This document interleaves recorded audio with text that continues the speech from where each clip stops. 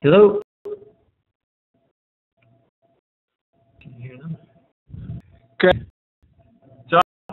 Yeah, we're actually being recorded right now, and what you missed a little bit of yesterday was that I'm going to start off, and then I will pass you the ball, and you'll go there. Actually, click on it. Can you pass it over to me? Do I will pass it to you, and then you will be the presenter. Okay. All right.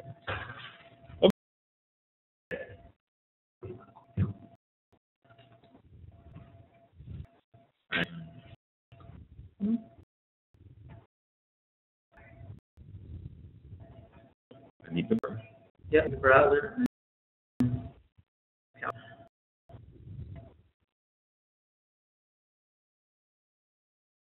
You came okay? Yeah. All right. He did. Yes. Okay.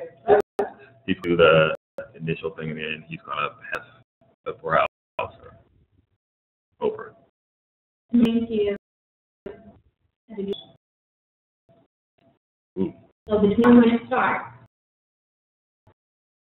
maybe link to what happened with the question. So it's really easy. He comes it over to you, and then it like basically shows that you're doing it, and then you start it off.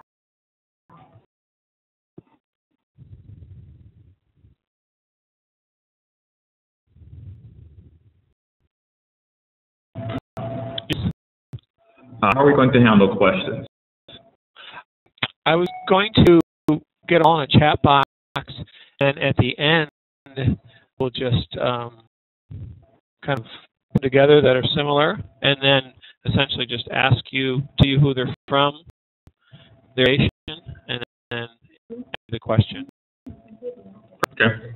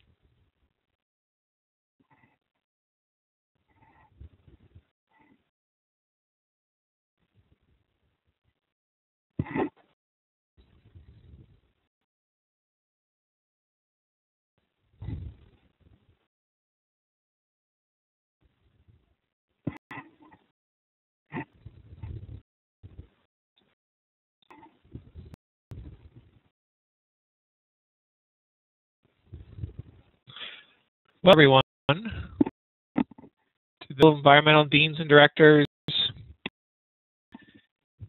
what online education and open education resources.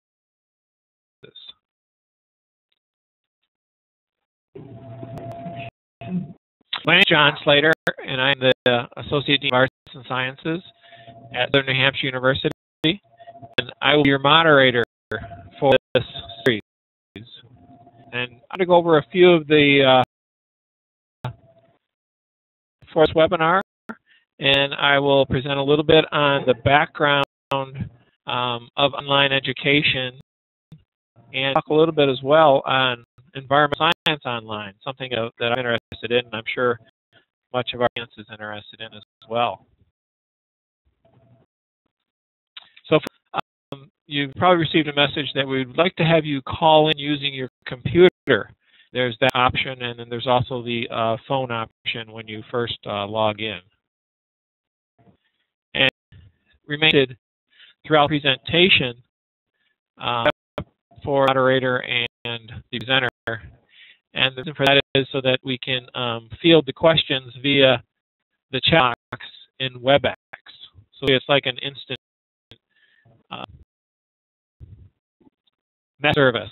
And when you submit a question, could you please submit it to everyone as the option? And what I'll do is I'll monitor the questions as they're submitted throughout the presentation. We'll try to perhaps combine a couple of questions. And at the end of the presentation, I will directly to the presenter, and the presenter can respond. And then if there are any follow-up questions like that, I can look at I'm looking at instant messaging, and I will convey those to the presenter as well. And we have you know that this webinar is being recorded.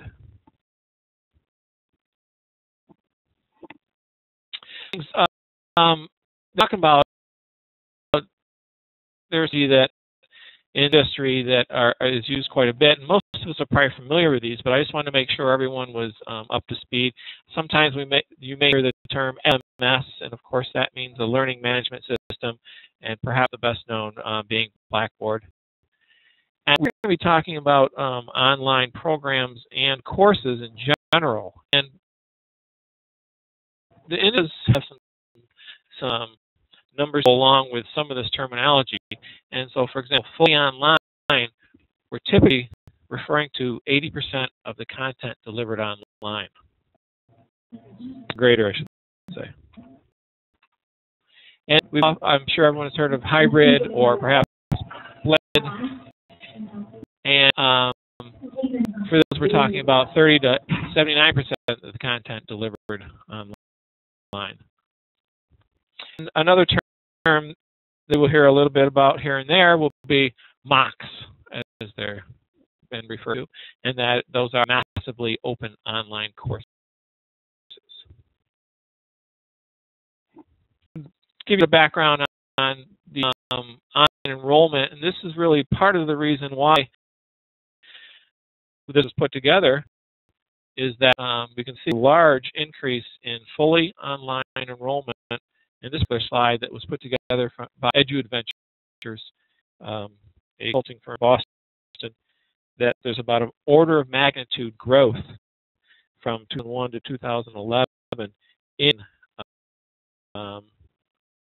enrollment. And you can see there was double-digit growth, double-digit annual growth.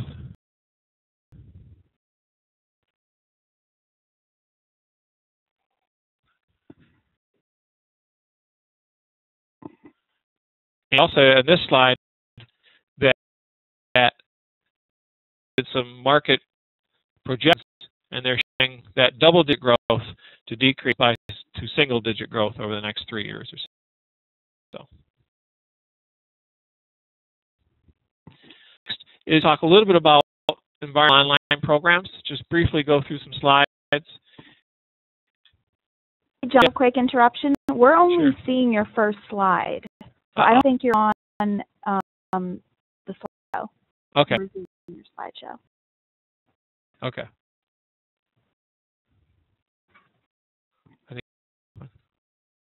Good. How about now? Yep. First, pretty picture of a field and a land. Okay.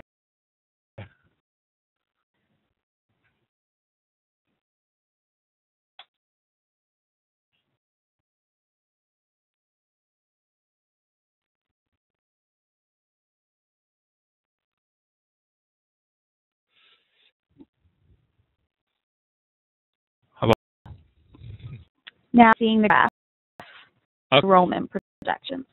So I'm through to this one where I left off. I just talk a little bit about environmental online programs.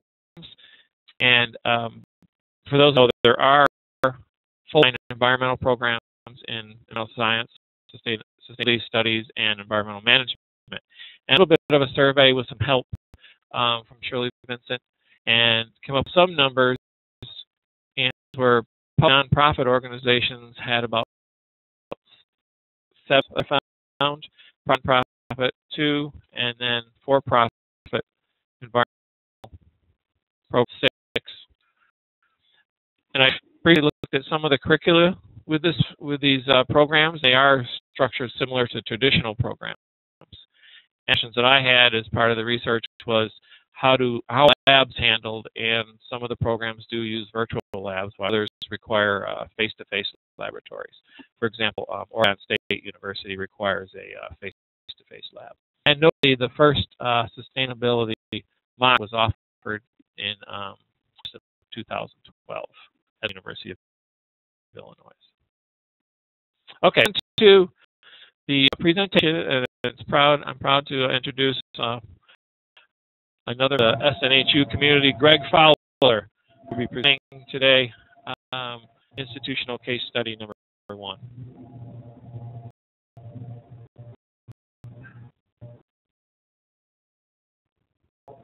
Can you okay?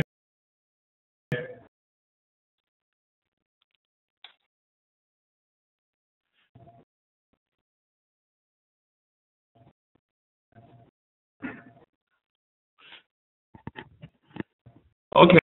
I hear you. Yep. Great. Yep. Welcome everyone to the presentation on Southern New Hampshire University, and specifically our College of Online and Continuing Education, which is what COSE stands for. I'm the Vice President and Vice President of Academic Administration here, and the Chief Academic Officer of COSE, which is a portion of the larger Southern New Hampshire University family. So I'll walk you through a number of slides.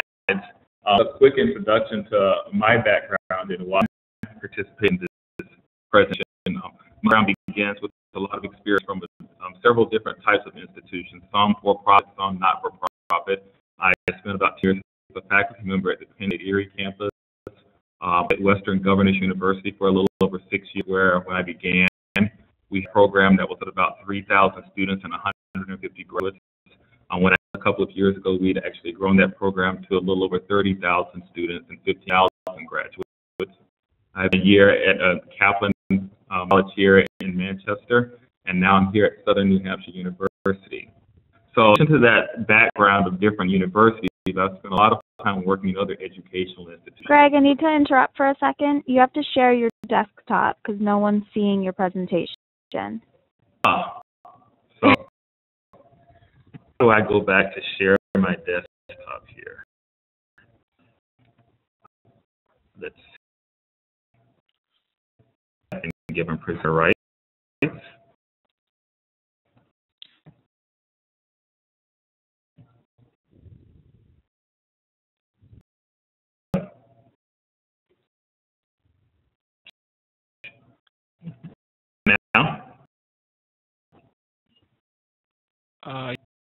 Perfect. Now you're just going to do from slideshow. There you go. There you go. Yes, we're still on the first slide. Thanks for letting me know.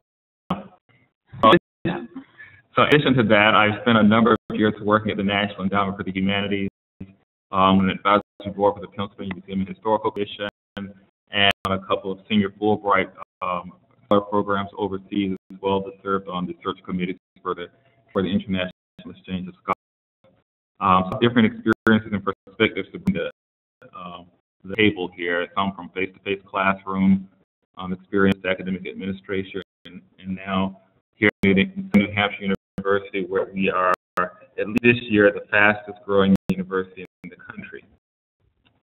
So we'll tell you a little bit about our background, starting with one we're very proud of, and that is the ranking by Fast Company recently, number 12 on the list of the world's 50 most innovative companies.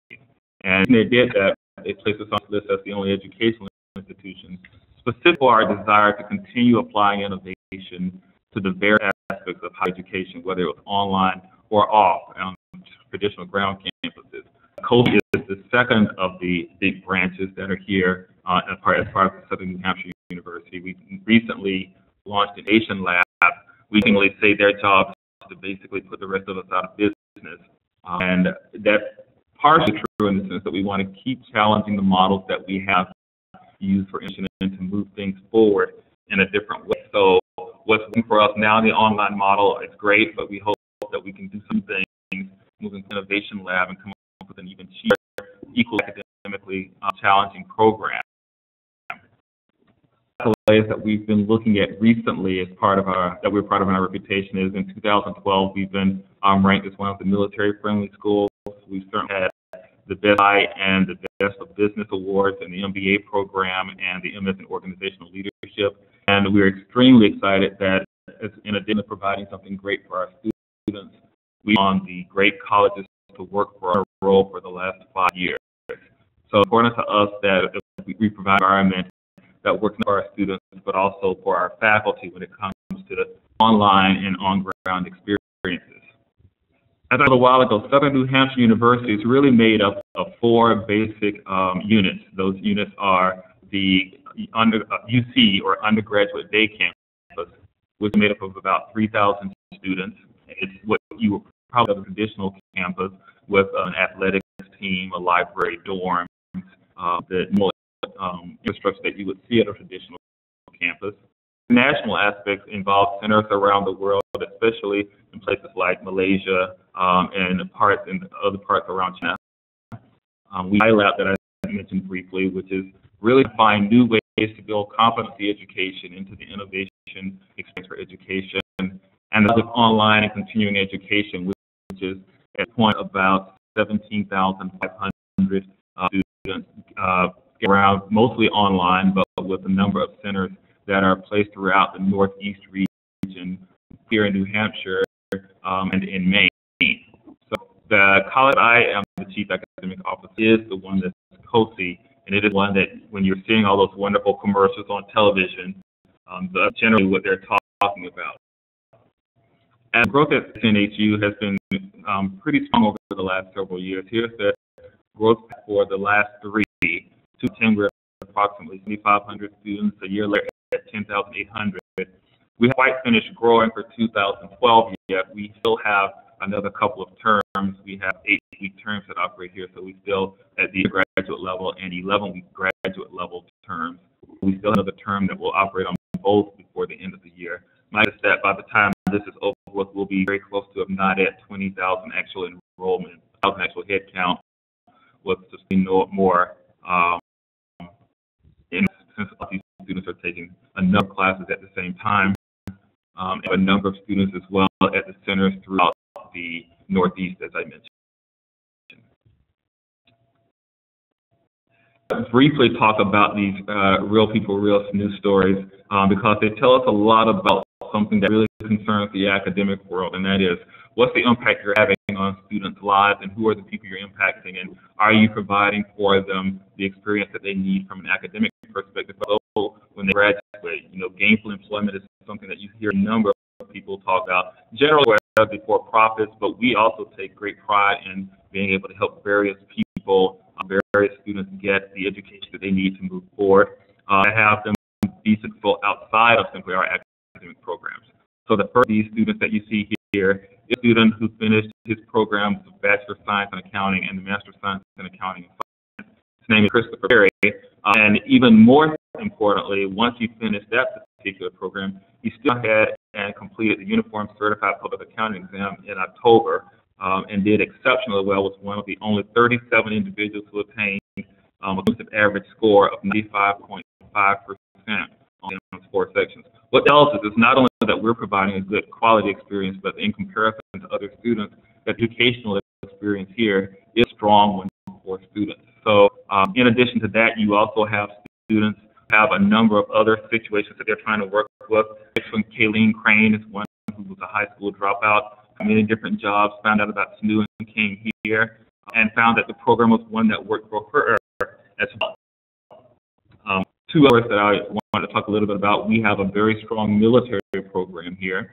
So we have here Christopher Rice, who's in the U.S. Army Infantry, finishing up a psychology degree, in an interesting program, one that's called forensic psychology, not one that you see at a lot of different places, but one that's certainly of interest to a number of growing fields.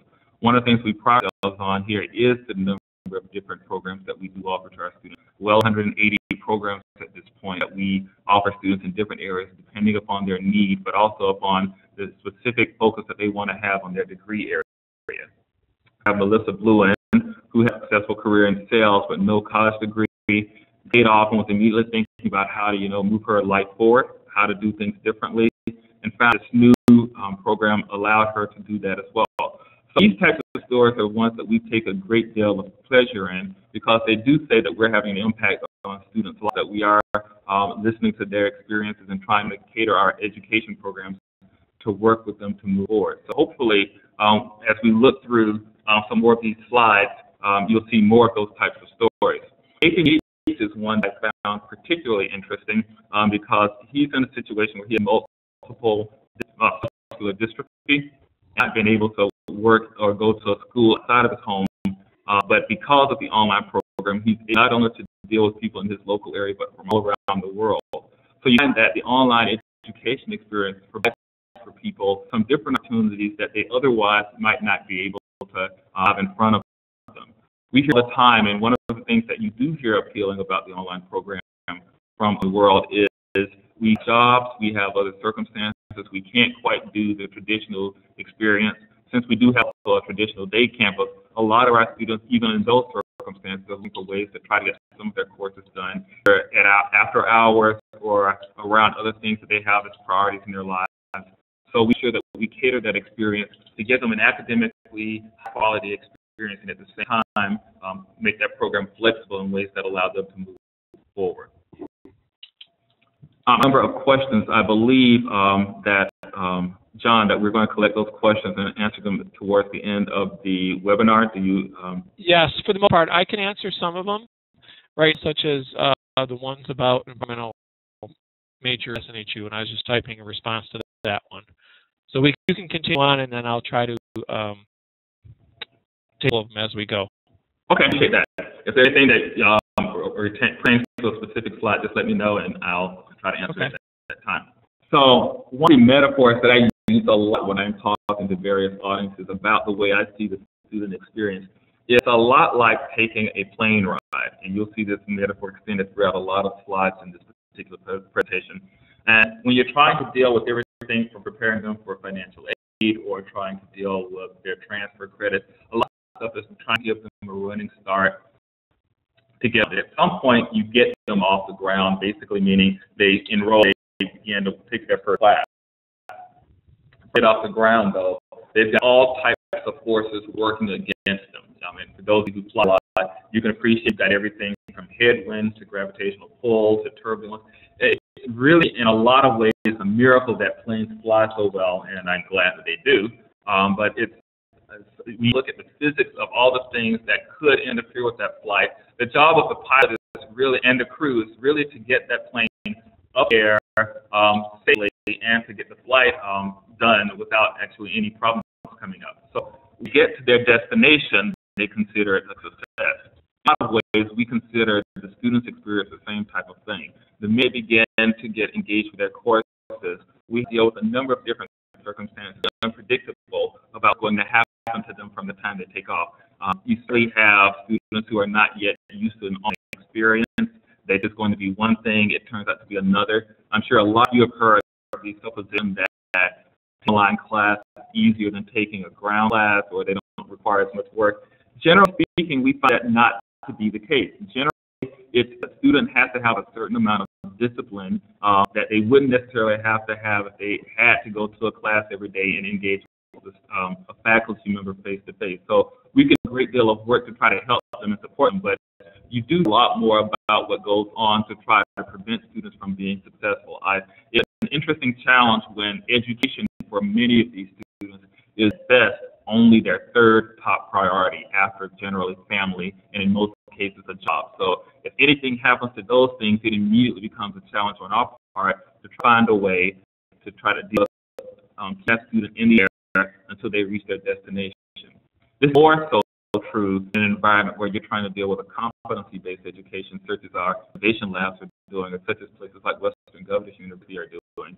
Because in particular instances, a lot of students don't always come with the competencies that allow them to move fast otherwise, and they think that they should be able to accelerate. When in many cases, not only can they not accelerate, they've actually got to slow down and get some additional remedial skills in place before they can move forward. All of these are challenges that once that plane takes off, once that student engages here, we have to figure out ways to try to help them be successful. So this metaphor, I often talk about the idea of passengers, crews, and tools. Our students who are our passengers are the customers, and they are, of course, our utmost priority. Now, a lot of people read into this customer model that they say that the customer is always right, and that's not at all true. What it does mean is that we try to provide for them the best service that we can, that we try to give them the best support to help them deal with things that they have to deal with to be successful. One example of customer service that I sometimes refer to is when I deal with my cell phone company. They don't always give me exactly what I want when I call, but if they deal with me in the right way, I feel comfortable the next time I have a problem, I can go back to them and still feel supported. That we tell our administrators and our faculty to work with students here. Help them understand what the issues are, help them to move forward, give them the support they need. And you have to somehow tell them no, that's okay. You just have to do it in a way that helps them to know that ultimately we're still trying to help them move forward. This is going to be the learning resources, the knowledge and tools that they have to deal with. And I'll talk a lot more about these in a couple of upcoming slides.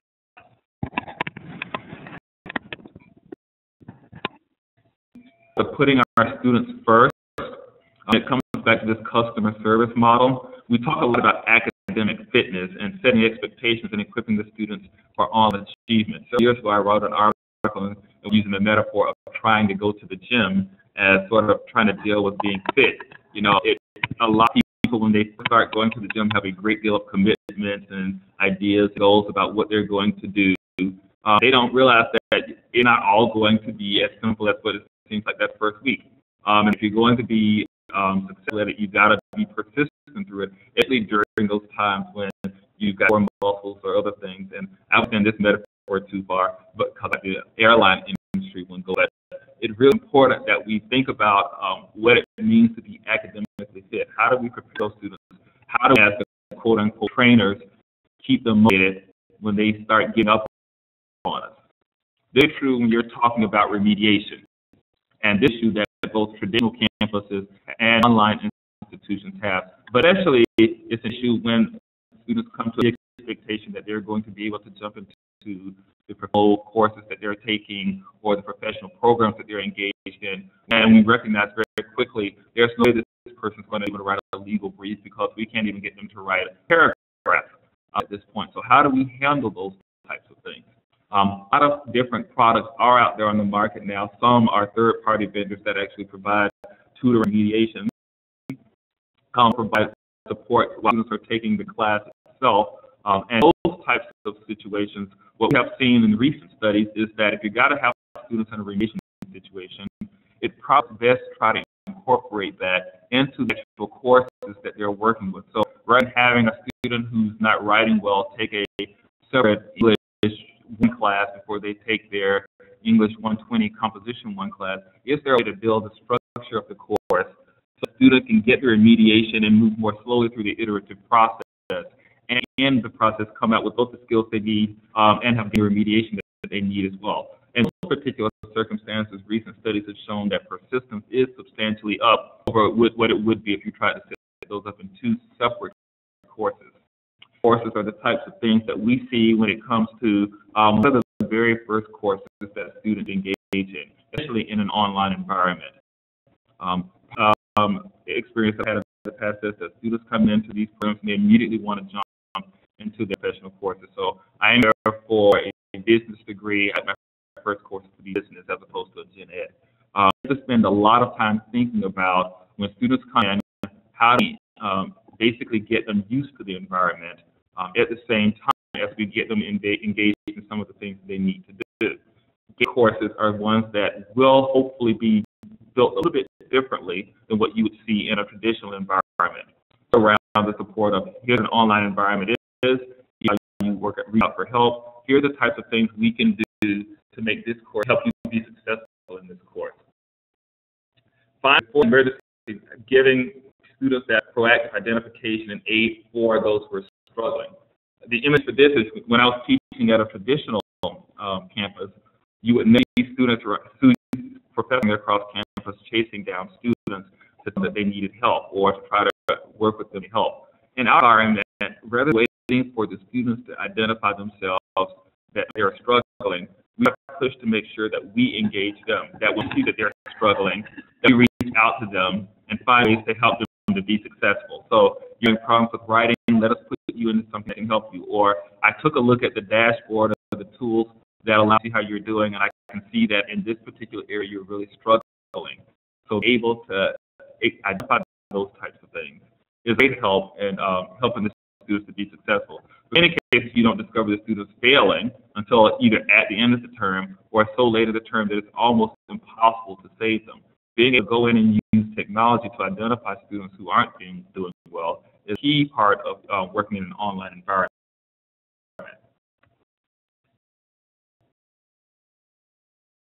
Let's see, just got you started.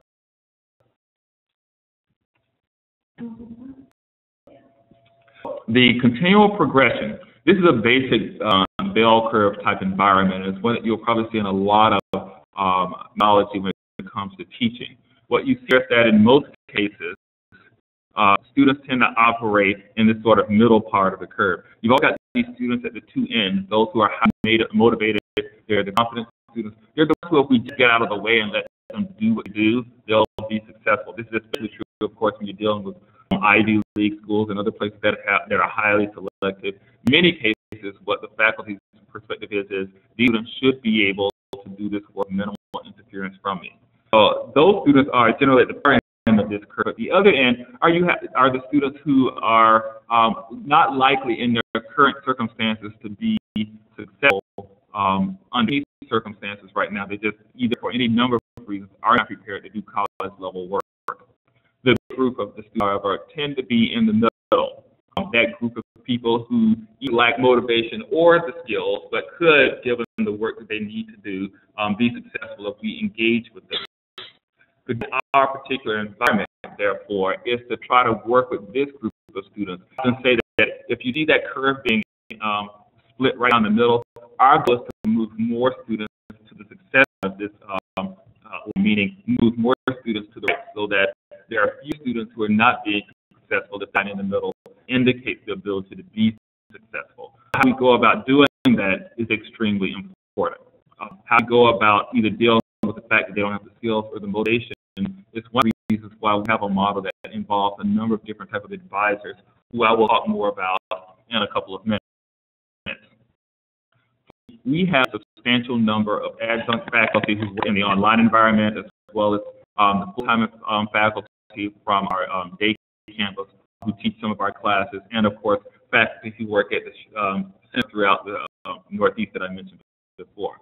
All of them with a comprehensive training, certainly on the tools that we're using, but more so on how to engage these students who have in many cases not been successful in their environment.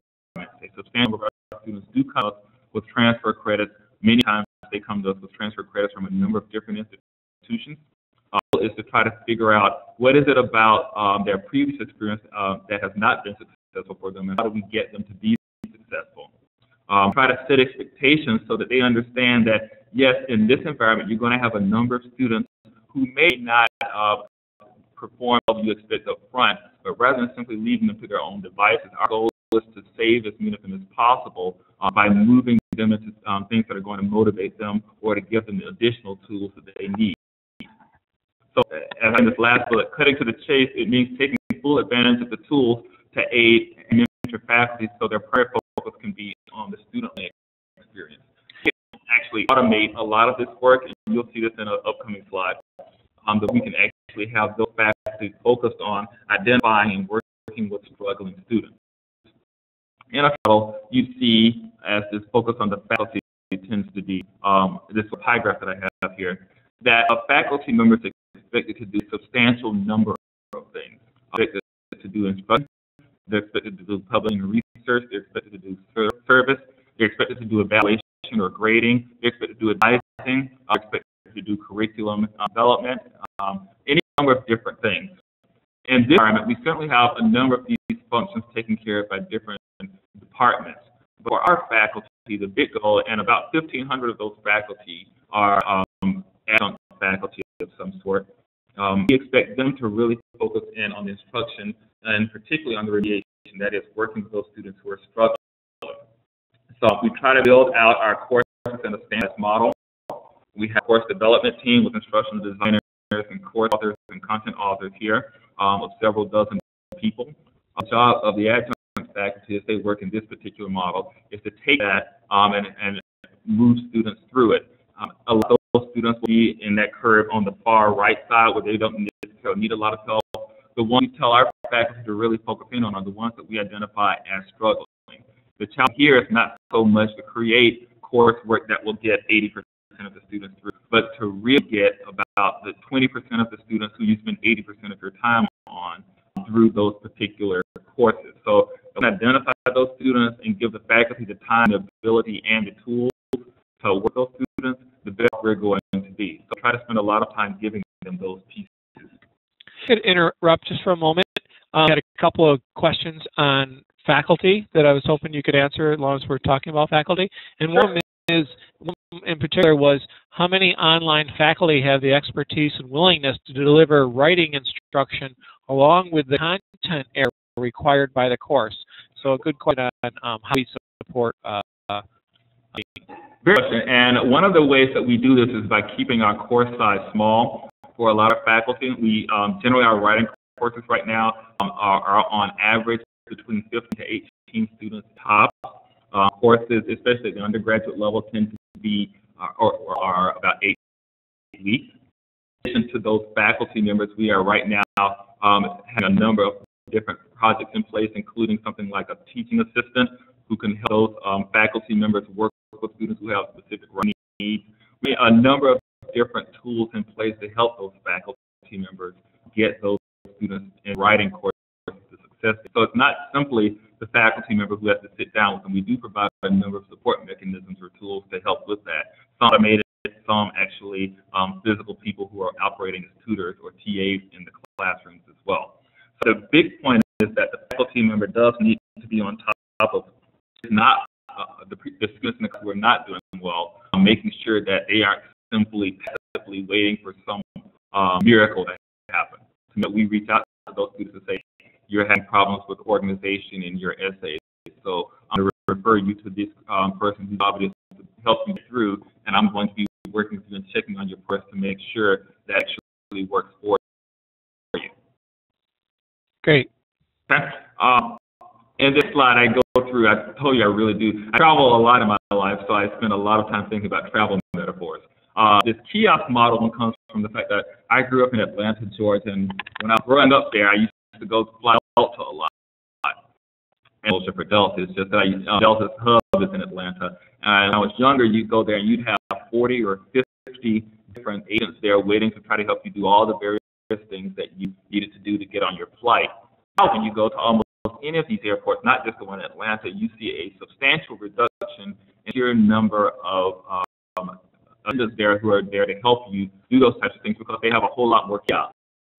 And those can help you do some of the basic automated things that you want to get done. So things like I want to change the seat I'm sitting in, I want to change the flight that I'm on, I want to check in my bag, all those types of things. You only have to deal directly with the person. You get to a point where certain things that you can't do for yourself are not available. This model is one that we've been talking about and working with our learning resources to make sure that wherever possible, and getting back to enabling the faculty member to have the time and workload to work with those struggling students, if learning resources that allow those faculty members to simply work with those, then help a great deal. So when it comes to trying to figure out what the strengths and weaknesses are for a particular student, you have a diagnostic that tells us up front, this person's strong in these areas or weak in these areas. So one of my degrees is in literature. So you got great on American romanticism, but not so good on American realism. Give a student an assessment up front that tells them those things and points them in the direction for the very learning resources that help them begin to build confidence in those areas. And when the faculty member takes a look at the broad dashboard for them, be able to see which areas the students really need help in, be able to pinpoint those students and work with them while the other students are moving through the various things that they need to do to be successful in the class. So the tracking ability, the ability to get in there and see these things in a dashboard as the information is being fed in either through a CRM, through an LMS, or through a third-party vendor piece of software will help the faculty member do this big part of the job for us. As well, from the student perspective, is alignment and mapping. And when we do that, one of the things we do for the students is make sure that they understand when they come in how all of the pieces of their program fit together. So we're going to have you go through these particular courses because you map somehow to the program you're trying to go through. So and the next thing you see here is the clear outcomes and assessment. Say when you walk into a class day one, here are the outcomes for this particular course. Here's how this course is broken up in this particular way. And every week we're going to be assessing and figuring out your strengths and weaknesses and moving you through these things. The students to see both the relevance of the work that they're doing, but it also helps you to figure out where they need help in more detail. So even if you aren't using it for that particular student, after the class is over, you can take a look at the sort of cumulative effect of all the various things that the students are engaged in and see, hey, for this particular assignment, 80% of the students did not do well. Let's look at that assignment and see the strengths and weaknesses. Now, things, and I'm talking a lot about the technology, it's extremely important to know your business because it becomes very easy when you're dealing with these types of things to become unfocused on the things that are so bright and shiny. You know, every message that comes along, every different that comes along when it comes to the learning environment. Pretty much if you're looking in the Chronicle or the other pieces, you see that there's some new piece of software, some new thing that's going on out there. A lot of those things are useful in the long run, but they aren't necessarily things that you want to focus so much of your attention on that you lose traction. For us, it's about the student experience. We're in business of building LMSs. We need LMS, but we don't necessarily want to spend all of our time working on an LMS. That's a vehicle for us. It's not the ultimate goal for us, which is, of course, student success. the essential learning model, and how do we actually know we have a good quality program. Because ultimately, this is what everything comes down to, especially in an online environment. And it's really built around this sort of reverse pyramid that I'm talking about here. The first question you always ask, or always try to ask, is what things that the student, when they leave either this course, this program, go have to do, whether they have to know something, whether they have to demonstrate a skill set. Do we know ultimately, how we define correctly what those outcomes are going to be? Once what those outcomes are, then the next question is how to appropriately measure those outcomes. Example of that I can give, I was looking at an accounting course 4 months ago, and as going through looking at the evaluations and the assessments in it, we had at very few points in the course were we ever required to actually do accounting. They were to write accounting, they were required to answer questions in the discussion board, but when it came to dealing with income statements and the accounting equation, there were very few places where they had to get in and do those types of things. So we changed the course because we felt what we're really trying to measure here is not your ability to write about accounting. We're trying to ability to do it. So be able to have those people change the assessment and more appropriately measure the outcomes was extremely important. Once we know what those measurements and how we're going to assess things, we have to build a support system for it. What this top question is, how have we provided the resources necessary to master the outcomes? And important in a couple of different ways, because what I've heard on a number of cases, all textbooks are not created. Going about accounting course, one of the issues that we ran into in those courses was that we were with an entry-level accounting course, but the textbook that they were using in that particular course was for someone who was at a much higher level. Or one of the examples I had in one of my previous jobs was they were with accounting in an MBA course. It became, this book's really built for people who want to be accountants, not people who want to have an MBA. Are we really dealing with the right outcomes, and are we providing the right support systems for it? Being able to ask these questions and then answer these questions appropriately is how we ensure that we have the right academic model in place for our students. I'll mention really of that idea. So what do you have in a conceptual course? And go from the inside, with this from logistics to assessments to overall course outcomes.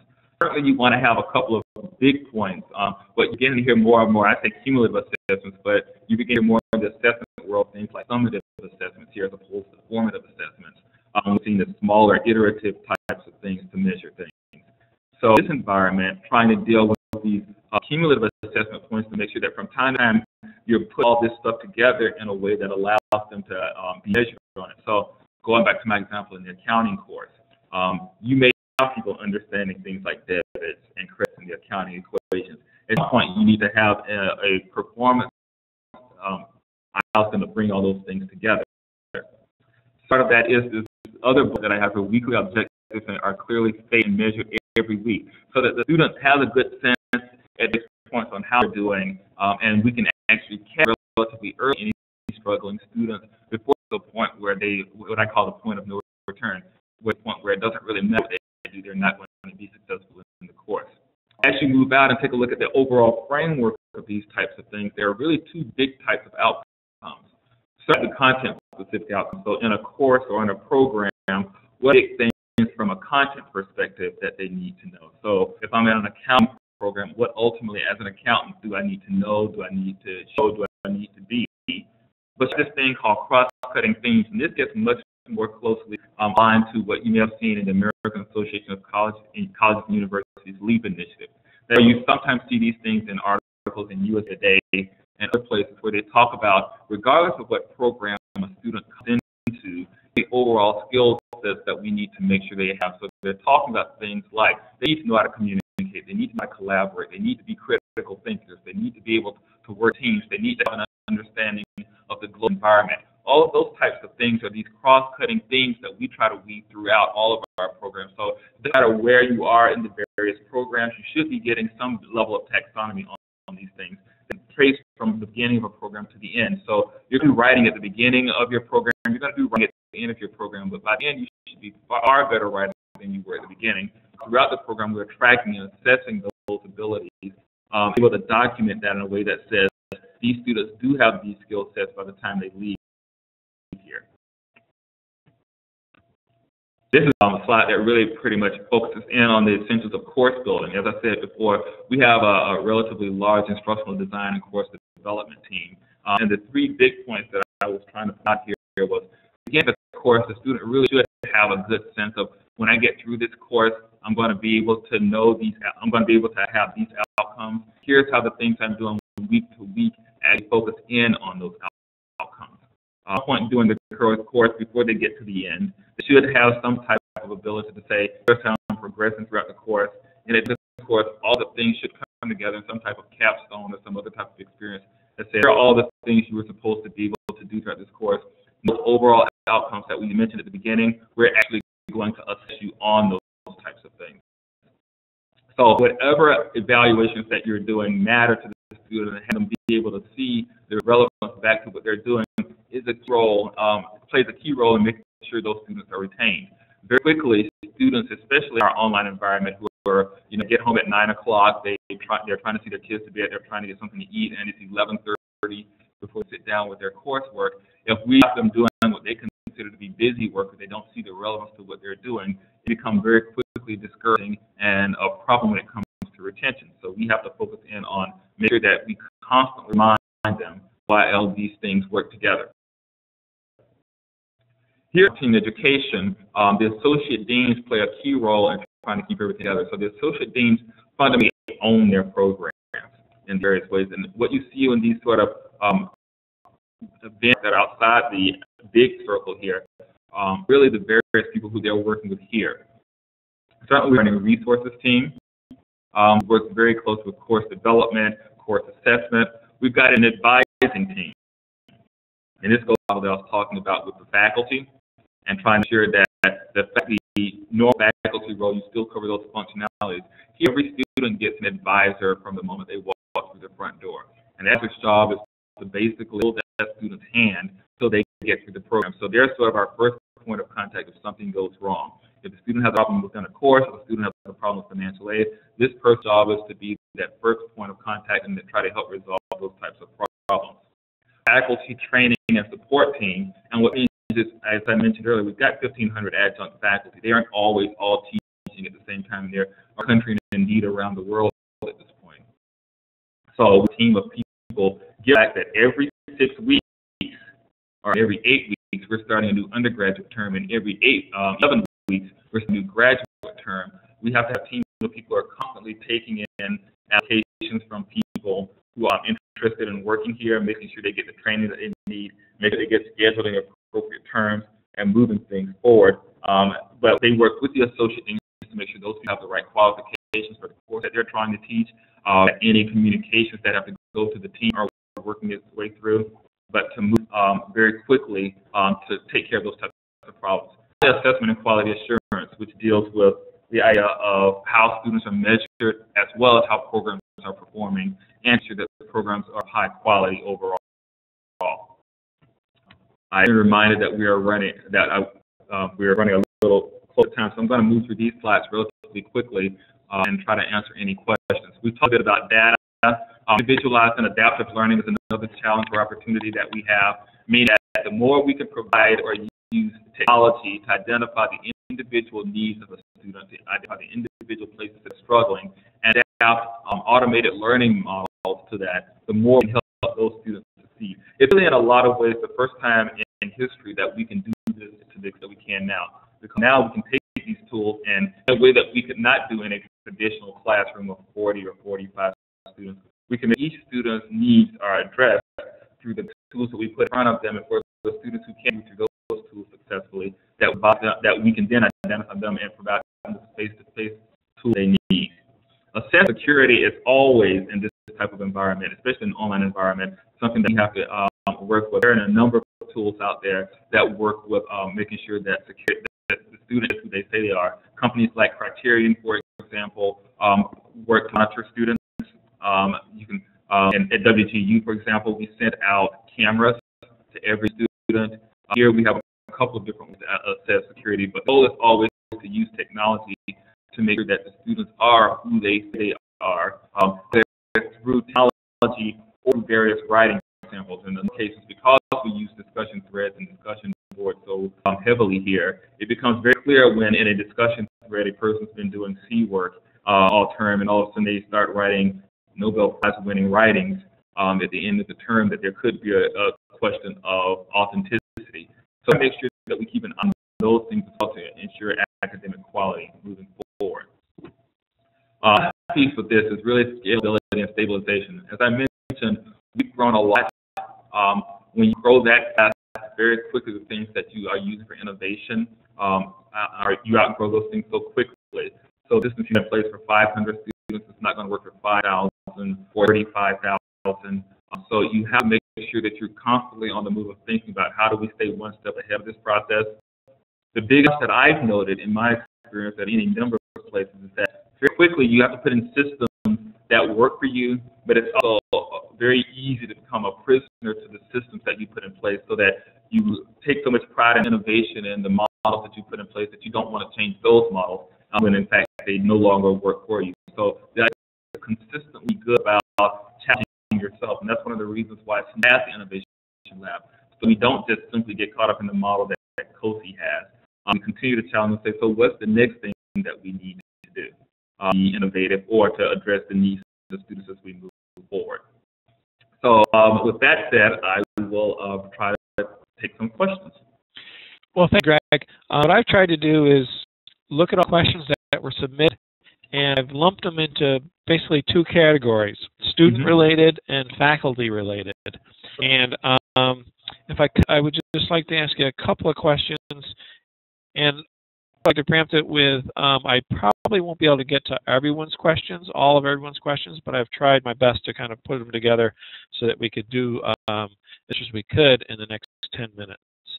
Some of the student questions that we received were one about the composition of our students, and age, location, background, that type of thing. Can you say a little bit about where NHU online students come from?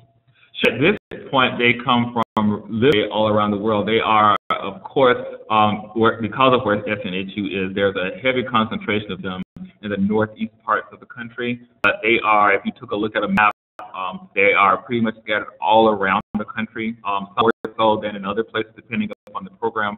As I mentioned, when you have 180 programs, some of those programs are more in demand in some places than in others. The same is true because we have a lot of military students, so we have a number of people overseas. Usually for the online environment, that age group has been somewhere in the mid-30s. Many of them, a substantial number of them, in fact, are people who come to us with transfer credits from a number of other colleges, sometimes as many as 3, 4, or 5 other colleges, the undergraduate level. Generally, they tend to be getting a little bit younger as we continue to expand. So as we've gone national, it has become true that the age has begun to drop. We're beginning to see more people in the 22 to 25-year-old range.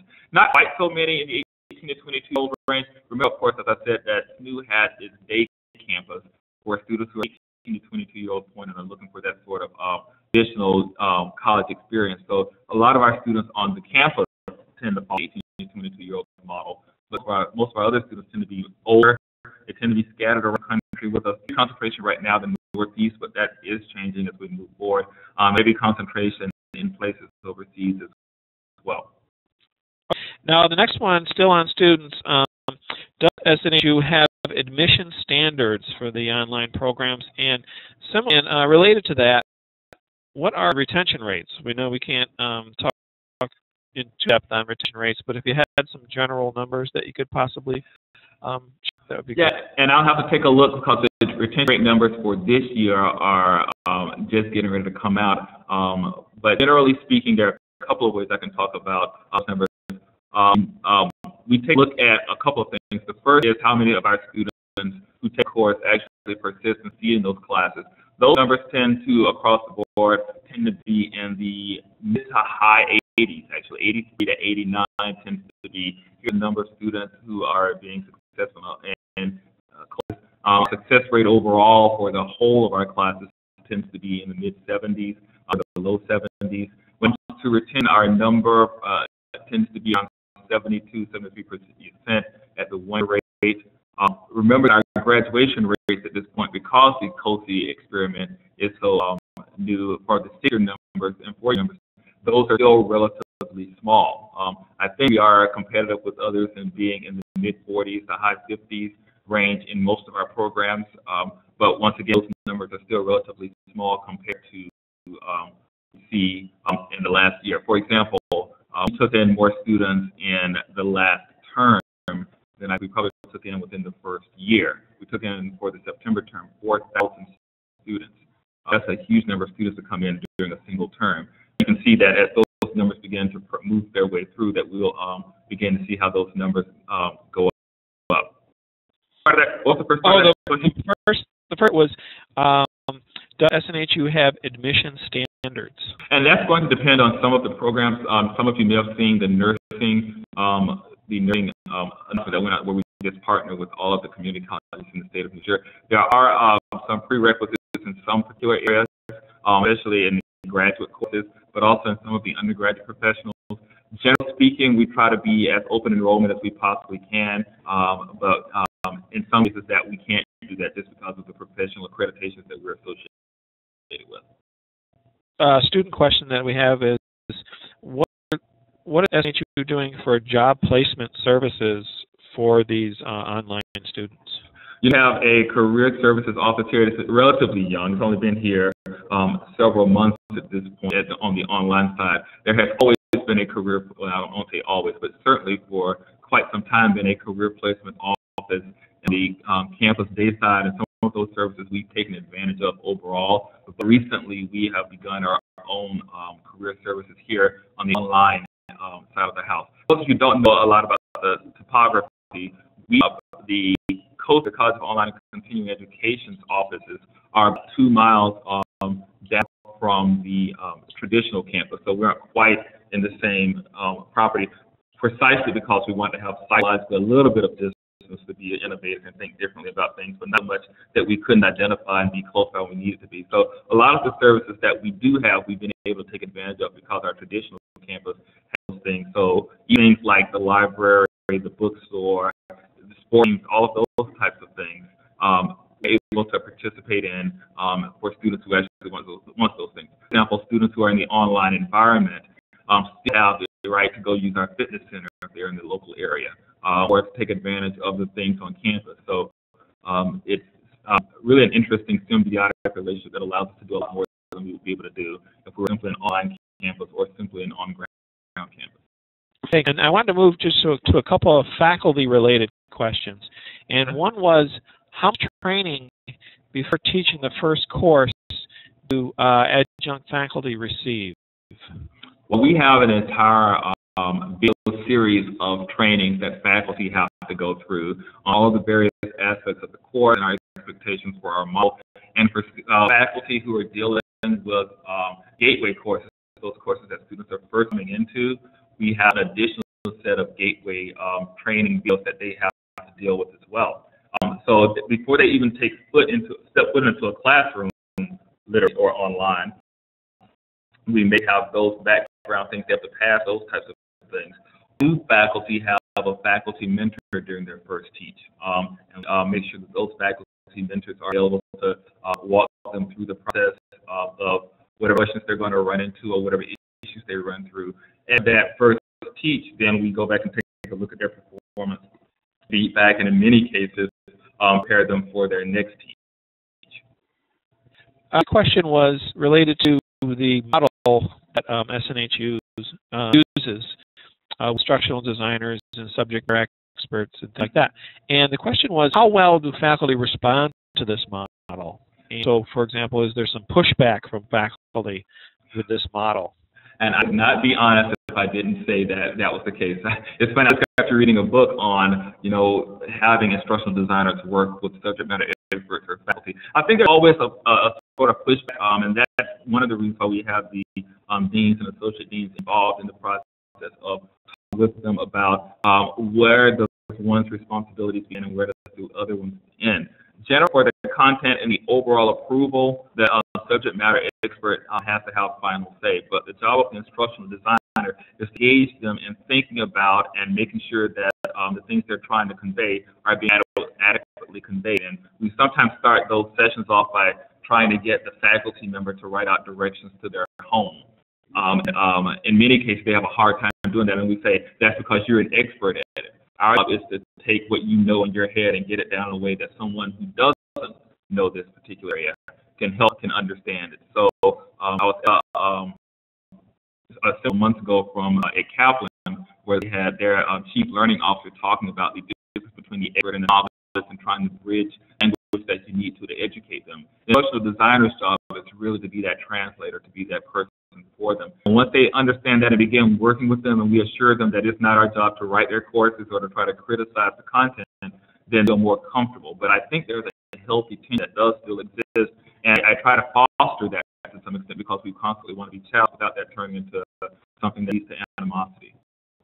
Great. The last question relating to faculty was about something that I think most of us are concerned about, and we're concerned about in our face-to-face classes as well, and that is plagiarism and cheating. And certainly, it seems the opportunities are a little bit more there for an online course. Can you address a little how SNHU Online deals with, you talked a little bit about making the right person was in the seat, but however, how about once that person is in the seat? Well, in this one of those cases where technologies like Turnitin and others do come in handy in a way that you would not have seen necessarily in a face-to-face model until, say, the last 5 or 6 years. Of our assignments, at least the ones outside of the discussion threads, are submitted through Turnitin. The students have the option, if they choose to do so, submit it to Turnitin prior to the time that they submit it. The faculty members always get a Turnitin report. Remember, our class size is a very small 15 to 25. We're the absolute largest right now.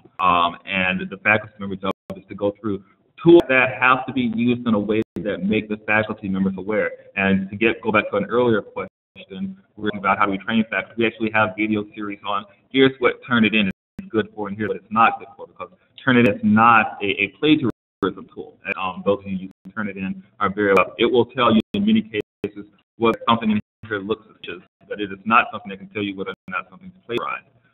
So we have a number of tools like that in place to help with it. We also have a number of various people who interact in the papers, teaching assistants and others who can give us a good sense of is this student working from something that is their work or from someone else's. But the big tools would be things like Turnitin and others that we use for every single assignment that comes to us.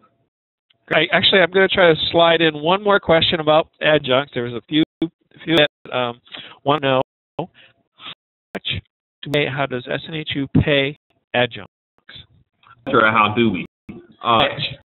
Okay, and that will vary a little bit. So it's going to vary depending upon the program and a number of other things, including your degree. But generally speaking, you're talking for a class of 15 to 25 students. We're talking for generally it's somewhere between $2,200 to $4,000. In some cases, it's a little more for some of the nursing courses for that 8-week term, but it's generally in that range. Okay, thank you. We're out of time, and I'd like to thank Greg for his time and his presentation, and certainly thank everyone else for calling in on our first webinar series, and hopefully you can join us for others. Lots of exciting people lined up, and thanks. Thank you very much. We're sound out.